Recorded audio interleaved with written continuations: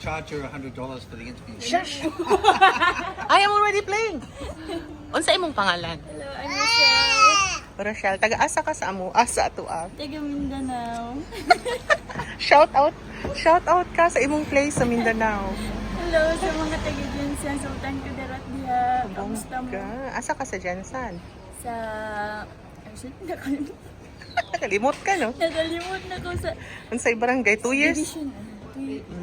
Kanus ka ni move dire? Kailan ka lumipat dito? Magtagalog tayo kasi ang mga nanonood sa 3 atin. years na ko dito. 2020. Ah, hindi. May 3 years na kasi 3 years na. nag-working, na-visitor, tapos nag-working visa po. Ito yung una mong trabaho dito. Opo. Bongga. Gusto mo dito sa Hokitika? Opo, okay lang. Enjoy ka. Peaceful. Ito ang una mong country overseas? No.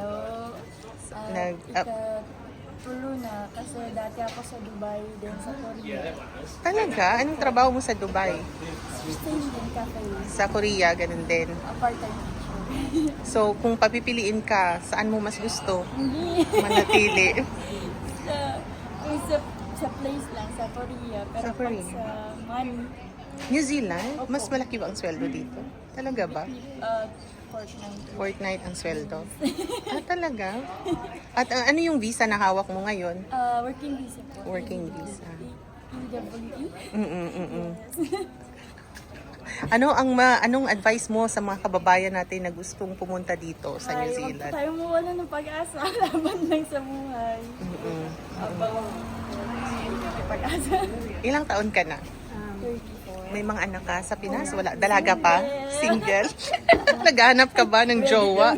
Baka yan ang jowa mo o yung umaligid sa paligid? Sige, salamat ha sa oras mo. Bye-bye!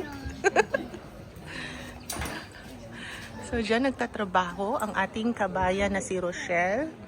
Nakita lang po natin siya habang kami ay kumakain ng gelato. Dito, ayan po ang aking pamilya. So, bumili kami ng ice cream gelato dito sa, hindi ko alam kung anong pangalan nitong place na ito. Napicturean ko kanina, Gelato Roma. So, dito po ito sa Hokitika. Pinoy daw po ang may-ari. Medyo busy po sila sa loob. Tignan mo.